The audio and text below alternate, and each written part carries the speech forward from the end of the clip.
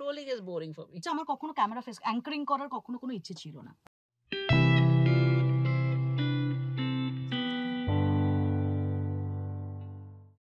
নমস্কার and welcome to the women's day special episode. যদিও মানে খুব ক্লিশে লাইন বলতে গেলে আবার বলতে হয় যে আমি মা বাবার সঙ্গে থাকি, কাজেই আমার কাছে পুরোটাই উইমেন্স ডে। মানে আমার কাছে 365 ডেজই উইমেন্স ডে। এবছর আবার 366 দিন, একটা বাড়তি দিন পাওয়া গেছে ফেব্রুয়ারিতে লিপ ইয়ারের জন্য, সেলিব্রেশনের জন্য। তো যে তিনজন আছেন তাদের আলাদা করে পরিচয় দেওয়ার দরকার হয় না, তাও একটা পোশাকি ভদ্রতার খাতিরে আমি পরিচয় করিয়ে দিই। চিত্র পরিচালক নন্দিতা রায়, ডেপুটি এডিটর জি 24 ঘন্টা মৌপিয়া নন্দী এবং সঙ্গীত শিল্পী লোপামুদ্রা মিত্র।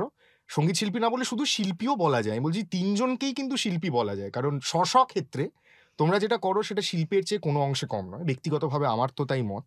তো যেটা নিয়ে আমরা আলোচনা করছিলাম বাইরে, সেটা দিয়েই যদি আজকের আলোচনার সূত্রপাত করি, একটা বিশেষ টার্ম যেটা নিয়ে আমরা সবাই পরিচিত, এই টার্মটা ইংরেজি টার্মটার নাম হচ্ছে ট্রোলিং, তির্যক আক্রমণ।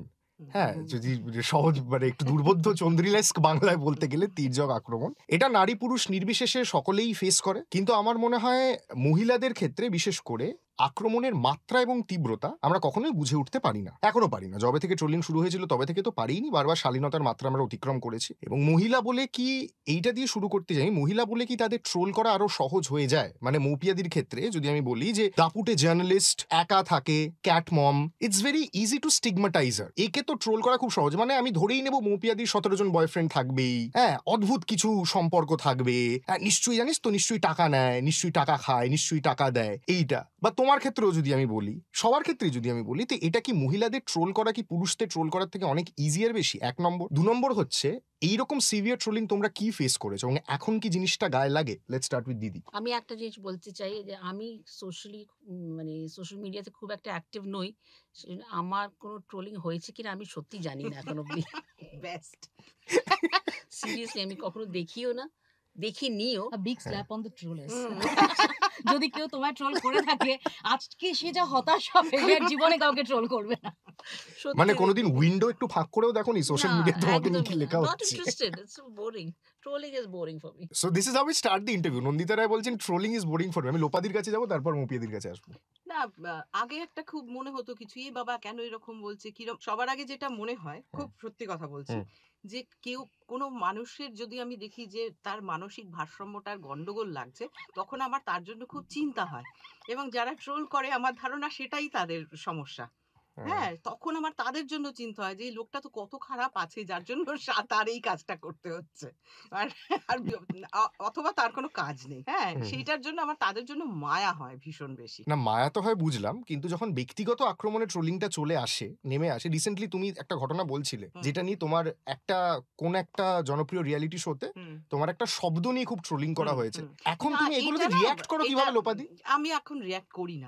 আমি রিঅ্যাক্ট করতাম একটা সময়, করি না, কারণ এনার্জি লস করে কোনো লাভ নেই। সো ইটস সর্ট অফ মানে কয়েনের উল্টো পিঠটাই। দিদি যেটা বললো ট্রোলিং ইজ বোরিং, তুমি বলছো এনার্জি লস করে কোনো লাভ নেই। এইবার আসি আপনাকে নিয়ে, তো মানে কন্ট্রোভার্সি গল্প। আমার মনে হয় মৌপিয়া নন্দীকে নিয়ে একটা ফ্যান ফিকশন লেখা উচিত, যে তোমার কতগুলো অ্যাঙ্গেল আছে ট্রোলিং এর। অ্যাকচুয়ালি হোয়াট আই বিলিভ, যে ট্রোলার তারাই যারা লুজার, ট্রোলিং এর মধ্যে করে তারা ভেসে থাকতে চায়। তো মাঝে মাঝে ডেফিনেটলি আমরা হিউম্যান বিইং কখনো কখনো আমরা রিঅ্যাক্ট করে ফেলি, কিন্তু বেস্ট হচ্ছে যে তাদের যতটা সম্ভব পাত্তা না দেওয়া। সবসময় সেটা করা সম্ভব হয় না, বিশেষ করে যখন খুব স্ট্রং ব্যক্তি আক্রমণ হয় বা এটাই বলছিলাম, হ্যাঁ, ব্যক্তিগত স্তরে যখন আক্রমণটা। আর মহিলাদের ক্ষেত্রে হয় কি, মহিলাদের ক্ষেত্রে ধরে নেওয়া হয় যে একে সবচেয়ে জব্দ করার উপায় হচ্ছে ক্যারেক্টার অ্যাসাসিনেশন, স্লাট শেমিং। তো এটা করলে ও নড়ে যাবে। যখন দেখে যে না, মহিলা নড়ছে না, তাতে নড়ে যাচ্ছে না, তাতে সেকেন্ড হচ্ছে না, তখন আরো বেশি অ্যাগ্রেসিভ হয়ে যায় যে আরে এর ক্যারেক্টার অ্যাসাসিনেশন করা হচ্ছে, তারপরে রীতিমতো কলার তুলে ঘুরে বেড়াচ্ছে। তখন একটা ফিয়ার্স একটা ট্রোলিং শুরু হয়ে যায়। এক একটা সময় না ওই দৃঢ় যে ব্যাপারটা, সেটা আমার মনে হয় স্টেটমেন্টটা দেওয়াও প্রয়োজন, যে আমি পাত্তা দিচ্ছি না, আমার গায়ে কিছু লাগছে না, কিন্তু তার মানে এই নয় যে আমাকে কিছু কিছু ক্ষেত্রে স্টেপ নেওয়া উচিত। এটা আমি তুমি ট্রোলিং নিয়ে বলছো ঘটনাটা, আমার পার্সোনাল মানে একদম ব্যক্তিগত জীবনে এমন একটা ঘটনা আছে, যে ঘটনাটায় আমার শ্বশুর বাড়ি, জয় ইত্যাদি ঘটিত একটা জায়গা। রিয়েলি? হ্যাঁ, সেটা। এবং এই ঘটনাটা আমি প্রায় আমি বলবো না, আমরা মানে আমার পরিবার, জয় এবং জয়ের পরিবার, আমরা দীর্ঘ প্রায় 20 বছর ধরে এটাতে আমরা ভুগেছি। সেটা হচ্ছে যে জয়ের এক বন্ধু, সে একটা সময় আমার ম্যানেজার ছিল, এটা শোনা উচিত সকলের। জয় তাকে খুব, তার কোনো চাকরি বাকরি ছিল না, আমায় বলেছিল তুমি তৈরি করে নাও না। তা সেই হিসেবে আমি তাকে তৈরি করার চেষ্টা করেছিলাম। তা মাস 6 পরে দেখলাম যে এটা হবে না, মানে সবাই সব কাজ করতে পারে না। তাকে যখন বলা হলো যে তুমি চলে যাও, তারপর থেকে সে আমার নামে আজে বাজে, তখন আমাদের বিয়ে হয়নি। তারপরে অদ্ভুত ঘটনা, বিয়ের পরে আমার শাশুড়ি একদিন ফোন করে বললেন যে শোন, ওর ভীষণ একটা অ্যাক্সিডেন্ট হয়েছে, ওর খুব খারাপ অবস্থা, লোপা তুই প্লিজ গিয়ে ওকে একটু দেখ কিছু ভাবে যদি বাঁচানো যায়। তা সেখানে গিয়ে আমার যেটা হয়, আমি কোনো কিছু কাজের মধ্যে পড়লে সেটা শেষ থেকে ছাড়ি, আমি সেটাকে ছেড়ে দিই না। 2.5 মাস আমরা সবাই মিলে লড়ে টাকা পয়সা খরচা করে তাকে বাঁচানো হলো। বাঁচার পর সে আমার এগেনস্টে বলতে শুরু করলো যে ও আমাকে বাঁচিয়েছে, তার মানে ও আমার প্রতি কিছু একটা দুর্বল, সেই কারণে বাঁচিয়েছে, এবং ওর আমাকে মানে সে একটা বিদিকিচ্ছিরি ব্যাপার। রিয়েলি? হ্যাঁ, এবং সে তারপরে সে মানে আমি ধরে নিলাম সে মানে ঠিক প্রকৃতস্থ ছিল না। সে আমার বাড়ির সামনে এসে গালাগালি করছে। আমায় ফোনে মানে যা খুশি তাই আমি ব্লক করেছি। কত হাজার নাম্বার তার কোনো ঠিক নেই। আমার শ্বশুর-শাশুড়িকে নন-স্টপ, মানে এটা কিন্তু ঘটে চলেছে বাড়ির সামনে আমার নামে আজে-বাজে কথা বলে চলেছে। মানে এটা তো হ্যারাসমেন্ট ডিরেক্টলি। হ্যারাসমেন্ট। আমরা পুলিশে গেছি, সে জেলে গেছে। মানে একজন মানুষকে বাঁচানোর পর যে এই ঘটনা ঘটতে থাকে, কিন্তু ১ম দিকে আমরা কিছু করিনি। মানে আমি ছেড়ে দিয়েছিলাম বিষয়টা। তারপরে আমার একটা জিনিস মনে হচ্ছিল যে এই মানুষটাকে আমরা বাঁচালাম, এই মানুষটার এগেইনস্ট এ গিয়ে এই কাজগুলো করব। তারপরে দেখলাম না, ওর তো যে জায়গায় যাচ্ছে, মানে সবাই বলছে ছেড়ে দাও, ওর মাথার ঠিক নেই। এবার মাথার ঠিক নেইটার জন্য আমাদের জীবনটা তো নষ্ট হতে পারে না। তা আমরা ২০ বছর ভোগ করেছি এটা। স্টেপ পরে আমি নিয়েছি, এবং এই স্টেপটা নেওয়া উচিত ছিল আমাদের প্রথম দিন থেকে নেওয়া উচিত ছিল, এবং তাতে করে বুঝতেই পারছো আমার শ্বশুরবাড়ির পাড়া, আমি একজন সেলিব্রিটি মহিলা, আমার যা হতে পারে মানে সবকিছু হয়েছে আরকি। মানে এমন ঘটনাও ঘটেছে, আমি দমদম অঞ্চলে কোনো হলে শো করতে যেতে পারছি না। সে সেখানে আসছে, গাড়ির সামনে শুয়ে পড়ছে। গড! মৌপিয়াদি, এটার মানে এটার বোধহয় সলিউশন একমাত্র লিগ্যাল স্টেপ নেওয়া, আর তো তোমার হাতে আর কিছু কিছু নেই। ক্ষেত্রে তো লিগ্যাল স্টেপ নিতেই আমরা হবে, লিগ্যাল মানে স্টেপ নিয়েছিলাম। সবটা তো টেকেন ফর গ্রান্টেড নয়।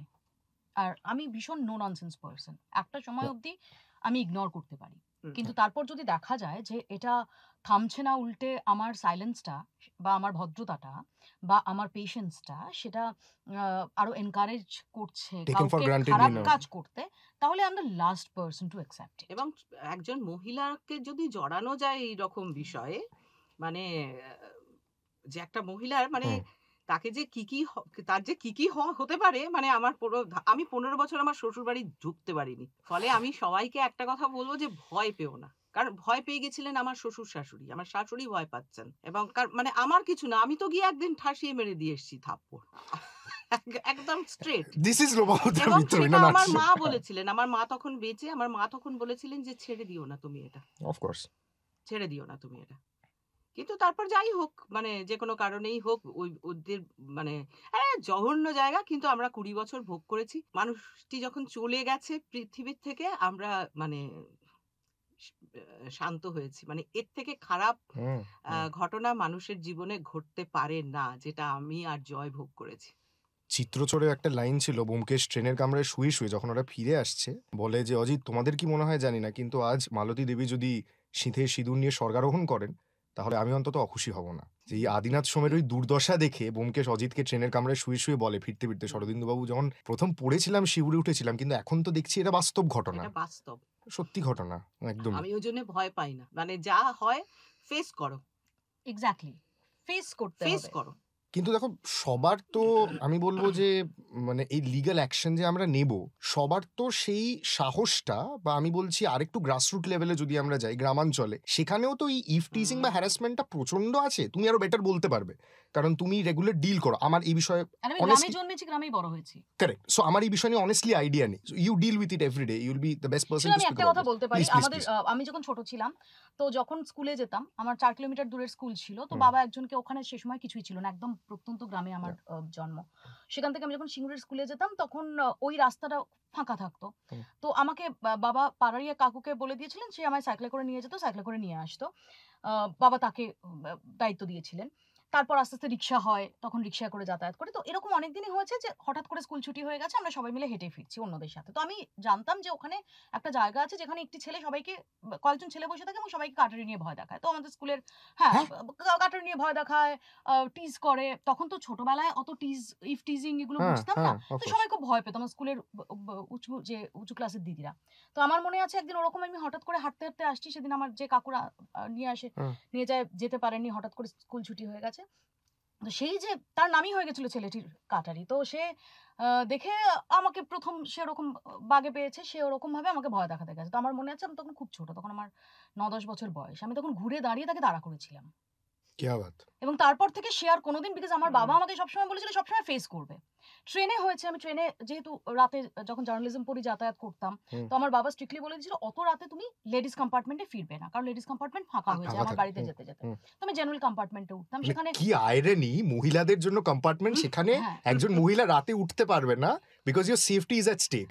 এর থেকে মানে থ্যাংক ইউ, এর থেকে বড় আইরনি বোধহয় মানে this is what today's episode is all about. Yes please continue. তো ওখানে একটা গ্রুপ, তারা বিভিন্ন সময় ডিস্টার্ব করতো। তো তারপর বাবাকে এক সময় ইন্টারভেন করতে হলো। বাবা একদিন এসে তাদের খুব, ইনফ্যাক্ট খুবই বাবা তাদের ভর্ৎসনা করলেন এই সেই। তারপর তারা বলেছিল যে দেখে নেবো এখান দিয়ে কিভাবে যায়। তো আমিও তখন একটু, আমার বাড়ির অন্য লোকজন তারা একটু ভয় পেলো, আমার পিসিরা, কাকিমারা, মা তার বাবাকে বললো যে তাহলে এক কাজ করো, কয়েকদিন ওনা হয় যাবে না, বা ও অন্য রুট দিয়ে যাবে। তো বাবা বলেছিল না, আমার মেয়ে ওই রাস্তায়, ওই ট্রেনে, ওই কম্পার্টমেন্টে ফিরবে। আমাকে বলেছে তুমি ওটাতেই ফিরবে, তারপর কি হয় আমি দেখবো। বলেছিল যে এরা এরা কাপুরুষ, এরা ভীতু, এদের জন্য তুমি ভয় পাবে না। তো এটা আমার বাবা সবসময় করতো যে ফেস ইট।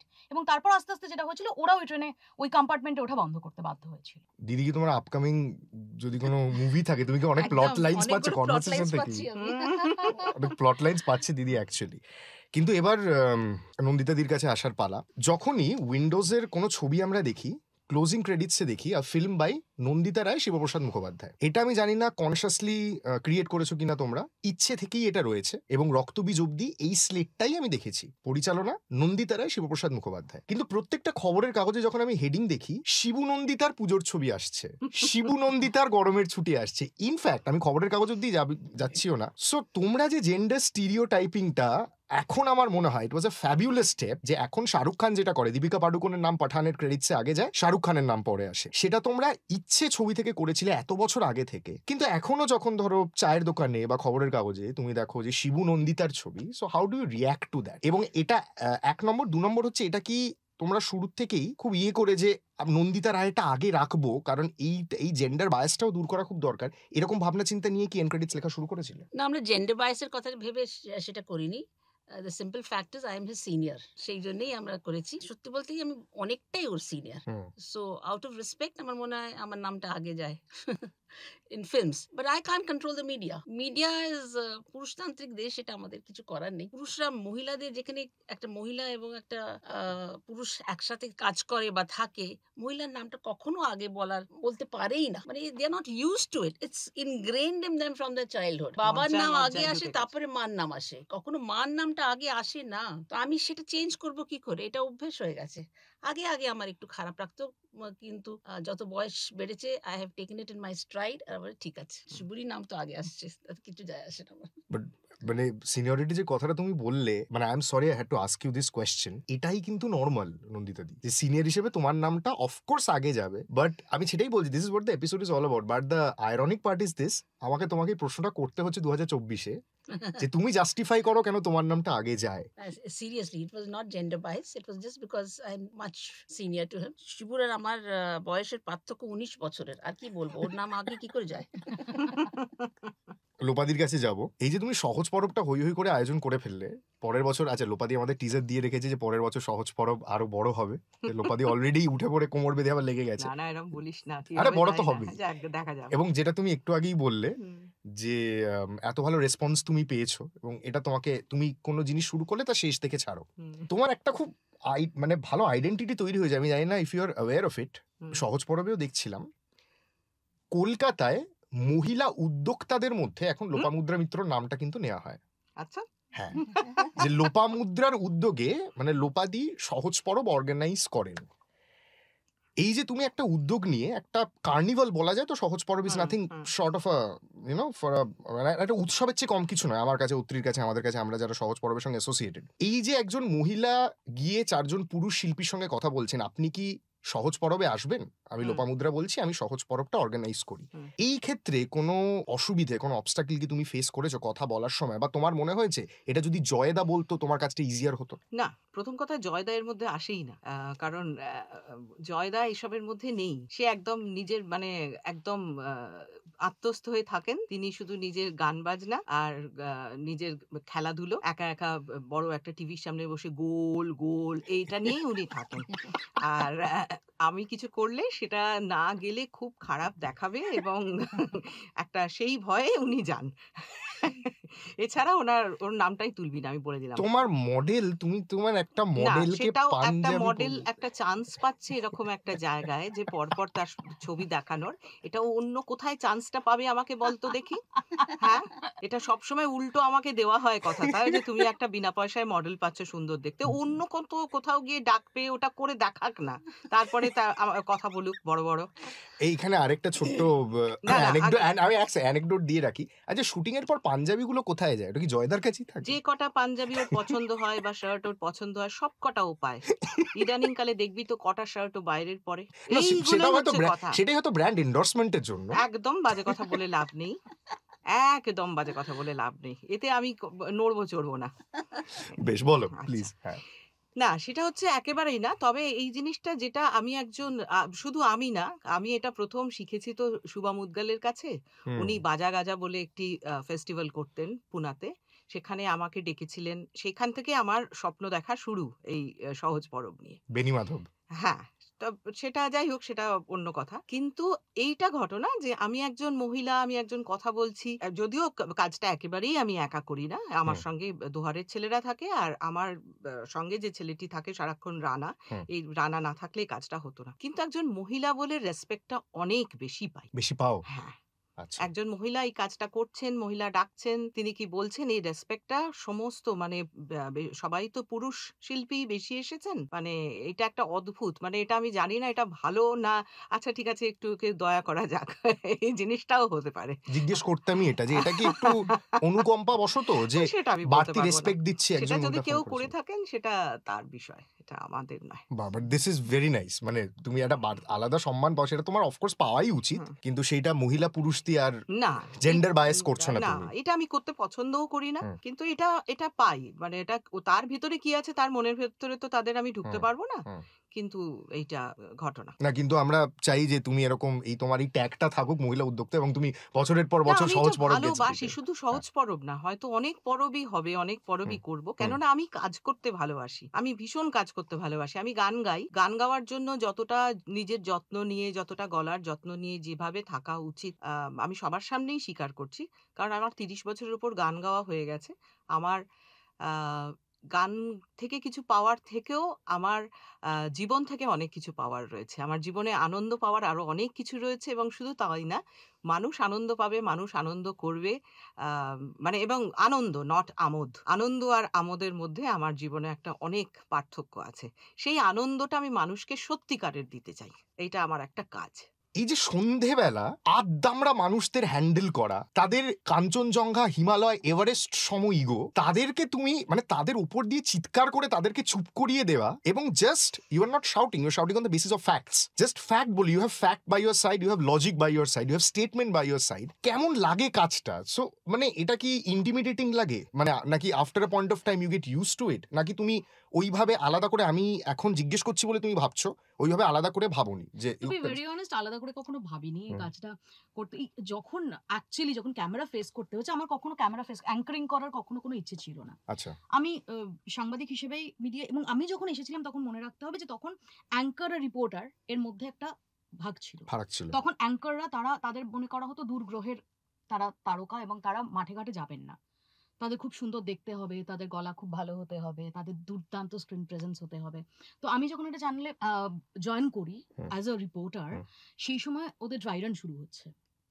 তো তখন ওদের কোন প্রফেশনাল অ্যাঙ্কার তখন জয়েন করে। আচ্ছা, ড্রাই রানটাকে একটু যদি বুঝিয়ে বলো। ড্রাই রান হচ্ছে যে চ্যানেলটা লঞ্চ করবে, তার আগে হচ্ছে ট্রায়াল। Right. তার আগে দেখে নেওয়া হচ্ছে যে সবকিছু ঠিকঠাক ঠিকঠাক আছে, আছে কিনা, হুম। তার জন্য ট্রায়াল। হুম। তো সেই সময় আমাকে বলা হলো কদিন ড্রাই রানটা একটু করে দিতে। তো আমি বললাম যে আমি তো বললো এটা তো অন এয়ার যাবে না, তো এটা জাস্ট, তারপর ওরা বললেন আমাকে অ্যাঙ্করিং করতে, এবং অ্যাঙ্করিং করতে হবে না, অ্যাঙ্করিং করতে হবে, রিপোর্টিং করবো না। তখন আমি বলেছিলাম না, রিপোর্টিংটাই আমি করতে এসেছি, আমি রিপোর্টিংটাই করবো। এবং সম্ভবত আমি বাংলায় প্রথম যে রিপোর্টিং এবং অ্যাঙ্কারিং একসঙ্গে করেছি, কারেক্ট। ছেলে মেয়ে নির্বিশেষে।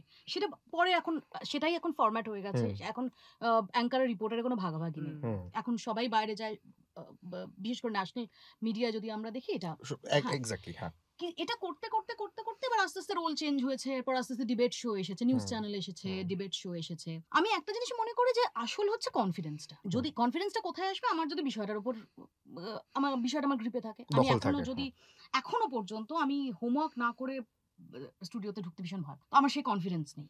তো যদি কনফিডেন্স থাকে, আমার কাছে যদি তথ্য থাকে, আমার কাছে যদি স্ট্যাটিস্টিক্স থাকে, এবং আমার কাছে যদি নির্দিষ্টভাবে আমার কনভিকশন থাকে, তাহলে আমি জানি আমার উল্টো দিকে যেই থাক না কেন, আমি তাকে হ্যান্ডেল করতে পারবো। That's it. বিউটিফুল। কিন্তু আমি একটা কথা বলবো, যে নন্দিতাদি কিছুক্ষণ আগে বলছিলেন না যে কিছু মাইন্ডসেট, আমরা তো সংবাদ মাধ্যমও সোসাইটির বাইরে না, সংবাদ মাধ্যমের ল্যাঙ্গুয়েজও না একটু চেঞ্জ করার দরকার আছে। আমার ক্ষেত্রেই আমার যে ঘটনাটা ঘটেছিল সেটার ক্ষেত্রে আমি যখন পুলিশে বলতে যাই, এবং আমার কাছে যে হোয়াটসঅ্যাপ গুলো ছিল, মানে দীর্ঘ, মানে শয়ে শয়ে হাজারে হাজারে খারাপ কথা, সেটা নিয়ে আমি যখন যাই পুলিশের কাছে, পুলিশ আমায় বলে আপনাকে কিন্তু এটা যদি আপনি কেস করছেন মাথায় রেখে করছেন, তো এই শব্দগুলো কিন্তু আপনাকে যখন কোর্টে বলা হবে, মানে তোলা হবে, তখন কিন্তু আপনাকে এই শব্দগুলো বলতে হবে। যে শব্দ বলেছে, এই শব্দগুলো লিখেছে, এটা তার সমস্যা, আমার কেন সমস্যা হবে? এটা তো আমার সমস্যা নয়, এবং আমার কিছু এসে যাচ্ছে না এতে, আর ওই কারণেই তো করছি আমি। মানে এটা আমাকে, মানে পুলিশ থেকে প্রশ্ন করেছিল এটা, মানে আমি একজন সেলিব্রিটি মানুষ, আমি এইটা নিয়ে কথা বলবো, এই শব্দগুলো আমাকে বলা হবে, মানে সেটা ভাবাই যাচ্ছে না আর কি বিষয়টা। Absolutely, why should you be ashamed? হ্যাঁ, আমার আমার আমার যদি কেন? সে নির্লজ্জ হয়ে থাকে, তাহলে তোমার এটা তো তার প্রবলেম। Of আমি course. সব সময় বলি যে তোমাকে যখন কেউ মারছে বা হুম, তোমাকে যখন কেউ খারাপ কথা বলছে, তার কি সমস্যা আছে দেখো। of course. মানে সে নিশ্চয়ই কোনো আরো খারাপ আছে বলে সে তোমাকে Attack করছে। অ্যাটাক করছে। একদমই তাই। এখান থেকে আমি নন্দিতাদির কাছে আসবো। নন্দিতাদি, ইচ্ছে বলি বা মুক্তধারা বলি, এটা তো তোমাদের, মানে তোমাদের তৈরি করা ছবি, তোমাদের ডিরেক্ট করা ফিল্ম। উইন্ডোজ আমার মনে হয় অ্যাজ আ স্ট্যান্ড আউট, তার কারণ কনসিস্টেন্টলি মহিলা কেন্দ্রিক ছবি উইন্ডোজ ব্যাক করে গেছে প্রযোজক হিসেবেও। শুধু নির্দেশক নন্দিতা রায়, শিবপ্রসাদ মুখোপাধ্যায় না, প্রযোজক নন্দিতা রায়, শিবপ্রসাদ মুখোপাধ্যায়। ব্রহ্মাজানন গোপন কম্মটি হতে পারে, অনেক ছবি হতে পারে, মুখার্জিদার বউ হতে পারে। You have consistently and you have backed female directors as well, not only women centric films. নির্দেশকের সত্তাটা যদি আমি ছেড়ে দিই, প্রযোজকের সত্তা থেকে যদি বলি, যে প্রযোজক হয়ে যখন তুমি আর শিবুদা একটা সিনেমায় টাকা ঢালছো, definitely you will want your money back, কারণ তোমরা পরের ছবিটা না হলে করতে পারবে না। এই সাহসটা কোত্থেকে পাও তোমরা, যে আমি রীতাভরি চক্রবর্তীকে নিয়ে একটি ছবি করব, সেখানে আবির চট্টোপাধ্যায় থাকবে সেকেন্ড লিডে, কোনোভাবে সারপাস করবে না, এবং আমি রীতাভরি চক্রবর্তীর ওপর ব্যাক করে একটা ছবি, that will be a statement in box office, সেটা আমাকে আমার টাকাও তুলবে, এবং that will be my statement also. So how do you get the courage to produce such fantastic offbeat content? By looking at myself first. আমি তো একজন মহিলা, I've been doling out বা সাকসেসফুল কন্টেন্ট যেটা মানুষ নিচ্ছে এবং ভালোবাসছে। আমি যে গল্পগুলো বলছি, মহিলা কেন্দ্রিক গল্প হোক, উমেন সেন্ট্রিক গল্প হোক, তারা মানুষ তো সেগুলো ভালোবাসছে, এবং আমি পরপর দেখেছি যে কটা ছবি আমি করেছি উমেন সেন্ট্রিক হোক, সেগুলো সাকসেসফুল হচ্ছে। তো আমি যদি একটা পুরুষকে বিশ্বাস করতে পারি যে সে একটা ভালো ছবি করতে পারে, একটা মহিলা করতে পারবে না কেন? Equally equipped, more so. কারণ গল্প কে বলে? মহিলারা বলে। বাড়িতে ঠাকুর দাদা গল্প বলে না, ঠাকুমা গল্প বলে, দিদিমারা গল্প বলে। আশাপূর্ণা দেবী তার সবচেয়ে বড়, লীলা মজুমদার, লীলা মজুমদার। Of course. হ্যাঁ, একদম। মহিলারা আমার মনে হয় মোর এক্সপ্লিসিট, ছেলেরা আরো সাবডিউড, মানে আরো ভালো গল্প, আমি বিশ্বাস করি যে গল্প ভালো বলতে পারি। কাজ অনেক বেশি না মহিলাদের। একটা আমার টিমে যদি তুমি দেখো, আমার অফিসের টিমে সারাউন্ডেড বাই মহিলা, মানে বেশি মহিলা আছে, ছেলেরা একটু কম আছে আমার অফিসে। That's true. I've been to Windows office a lot of times. আমি That is চেষ্টা true. করি মেয়েদের কাজ দিতে, কারণ আমি বিশ্বাস করি মেয়েরা পারবে। আর ভালো, আর কোথাও জানো মেয়েদের একটা কিছু প্রুফ করার জায়গা থাকে যে আমি পারবো। It's very rare that people believe in women. আজকে সত্যিকার বলছি যে মেয়েকে কাজ দেবো সে পারবে, মহিলাকে কাজটা দেবো সে পারবে, ছেলেকে ইজিলি দিয়ে দেয়, কারণ মেয়ে সেই স্টেমিনাটা থাকবে। কারণ আমাদের বুঝতেই পারছো, মানে film making is a very strenuous job. Physical exertion তো প্রচন্ড ফিজিক্যাল এক্সারশন থাকে। যখন আমি অ্যাসিস্ট্যান্টস গুলোকে নিই, তখন একটা মেয়েকে নেবো না, সে দৌড়োদৌড়ি করতে পারবে না। কেন পারবে না? মানে এই একটা মাইন্ডসেট আছে ছেলেদের মধ্যে যে মেয়েরা পারবে না, দে আর উইকার ল, they are the weaker sex. এখনো গাড়ি চালালে দেখবে একটা মেয়ে যদি হ্যাঁ, গাড়ি আমি চালায়, রিসেন্টলি গাড়ি চালানো শুরু করেছি এবং আমি বুঝতে পারছি এখন, লোপাদি ইউ আর অ্যাবসলিউটলি রাইট। গাড়ি চালানো শিখে জাস্ট 3-4 মাস আমি রাস্তায় নামছি এবং আমি বুঝতে পারছি যে এখনো পর্যন্ত কিরকম ভাবে দেখা হয় মহিলাদের স্টিয়ারিং এ, কিভাবে একদম। দেখা হয়, একদম মানে মানে এটা নিয়ে- জ্যামটা আমার জন্যই হয়েছে। হুম। সেটা কিন্তু শুধু গাড়ি না, অফিসের স্টিয়ারিং, সব কর্পোরেটের steering, হ্যাঁ, স্টিয়ারিং, সব শিল্প steering। জগতের স্টিয়ারিং। ও মেয়ে, ও হ্যাঁ। গাড়ি চালা, ও দেখো একজন মেয়ে গাড়ি চালাচ্ছে, হ্যাঁ। এটা মানে আমি হ্যাঁ। রোজ ফেস করি, মানে আমি চালাই না, আমি হ্যাঁ। পাশে থাকি, কিন্তু সেটা আমি রোজ দেখি আর কি এটা। আমার বক্তব্য হচ্ছে, why should women be considered the weaker sex? Hmm. Why? They're equally strong and more strong. They bear children. যেটা পুরুষ মানুষরা করতে পারবে না। যে শক্তিটা মহিলার মধ্যে আছে সেটা পুরুষের মানুষদের মধ্যে নেই। আবারও বলছি একটা কথা, জানো, ওই ভয়টা পাই বলেই এটা করে। মানে এটা যুগ যুগান্তর ধরে হয়ে চলেছে যে ওইটাই কোথাও একটা ভয় পায় যদি এই আমার উপরে দিয়ে বেরিয়ে যায়, কারণ মেয়েরা সত্যি কথা, মেয়েরা অনেক বেশি স্ট্রং, অনেক। হ্যাঁ, মানে আর শোনো, সেটা আমাদের গল্প কথাতেই তো রয়েছে, গল্প কথা বলবো না, মা দুর্গাকে সব পুরুষরাই পাঠিয়েছিল, ওটা কিন্তু মা দুর্গা কিন্তু একজন মহিলা, মহিলা এবং অসুরবধ যিনি করেন। হ্যাঁ, মাল্টিটাস্কিং, যেকোনো একটা জিনিসই মহিলা, দেখো। মহিলাদের মতন মাল্টিটাস্কিং আর কেউ করতে পারে না, পুরুষরা করতে পারে না। তারা সংসার সামলায়, তারা বাইরেরটা সামলায়, তাদের ছেলে মেয়ে মানুষ করছে, তার শ্বশুর শাশুড়িকে দেখছে, তার স্বামীকে দেখছে, এভরি বাইরের জগৎটাকে দেখছে।